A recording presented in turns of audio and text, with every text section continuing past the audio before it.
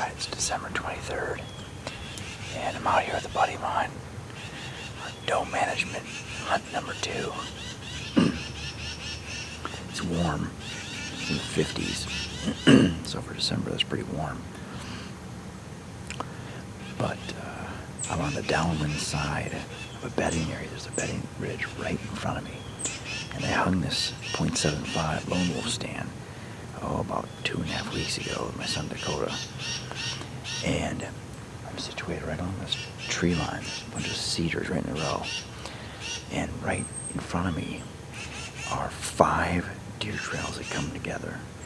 And there's an opening in the tree line where there used to be an old fence. And I guess they've habitually continued to get used to coming through here, even though there's no fence really per se anymore. But there's a downed cedar right over my left shoulder, and it covers a lot of the timber to my left along this tree line. So they just kind of converge and come right through here. About 450 yards behind me, east-northeast of me, is my large destination food plot. And about 100 yards closer in my direction, I have another clover plot as well. So I've turned up clover plot on the big plot, and then like a smaller micro kill plot about 340, 50 yards away from here. So there's 2 plots. Now all these does, they come out of this timber just straight southeast of me. They come right down, they come right through this opening, and they work their way out that way towards the plots.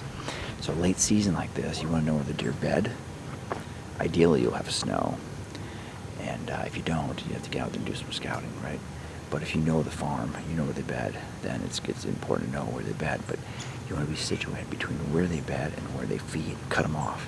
Now I'm several hundred yards away from the food source, but because it's warmer, I want to be closer to where they bed and get them on their feet well before they reach the destination food source, you know. So doe management is really important for the herd health. And if you have too many does, you have too many deer, period, on your farm, like there is on this property, you want to thin those out. And December, January is the time to do that. Keep your skills sharp and put some venison in the freezer. So December is also actually a good time to reflect on how your season's gone.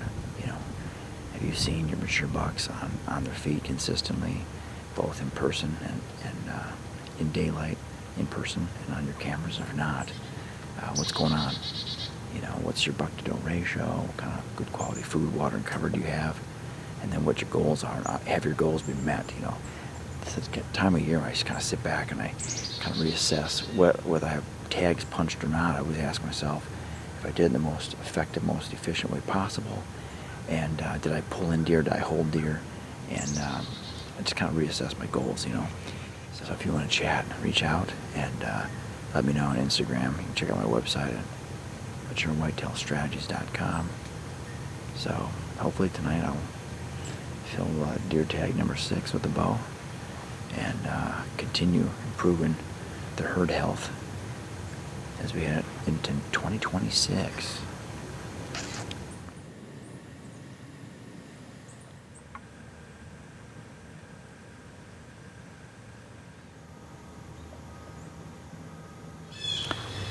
So yesterday, on one of my cameras, there were 4 different bucks in the same frame. 2 were fighting. It's like they're bringing the band back together. And then 2 other bucks came through the same area.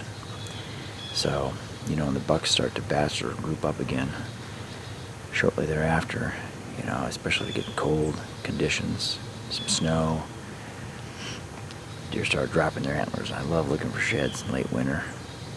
It's an excuse to get out, get some fresh air, get some exercise, and see what made it through the season. But man, it's warm today.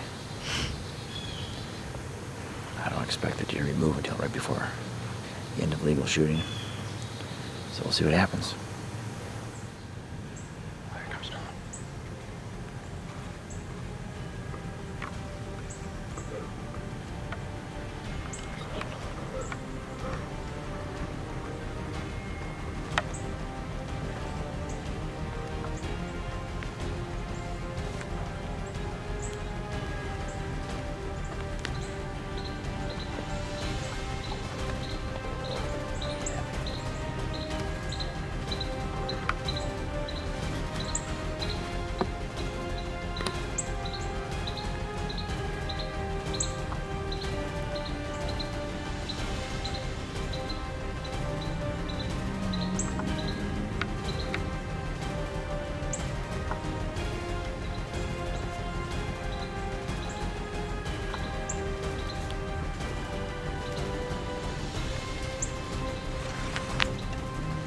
Meh.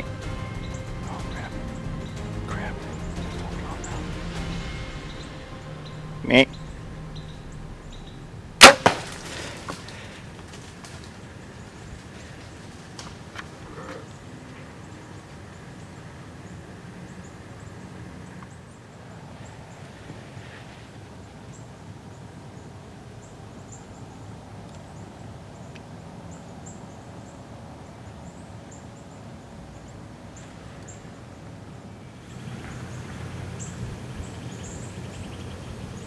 I think I just heard a crash.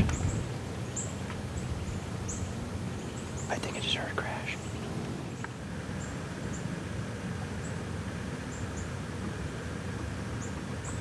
Okay.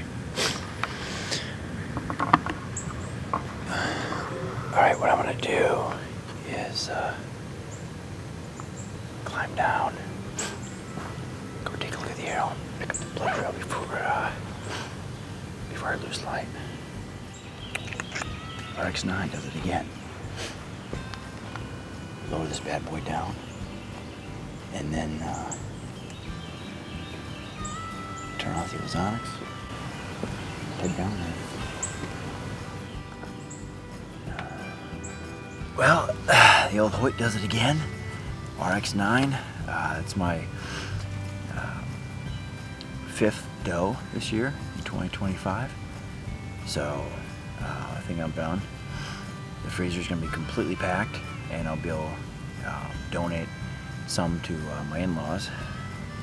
So, Love on a Planet comes together. Behind the front shoulder, right there, double lung, and she ran. Actually, she ran like maybe 80 yards, 75 yards. Thank you, God. Beautiful, beautiful animal.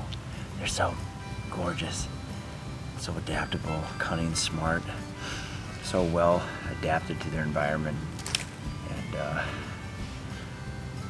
just such a blessing. So I'm gonna get back. My friend Shane's still in the stand. There's another 10 minutes of legal shooting light left, so I'm gonna just sneak out of here and then work my way to the truck and drive back to her, up to this field here, and then drag her all of 30 yards to the truck, and then get out of here.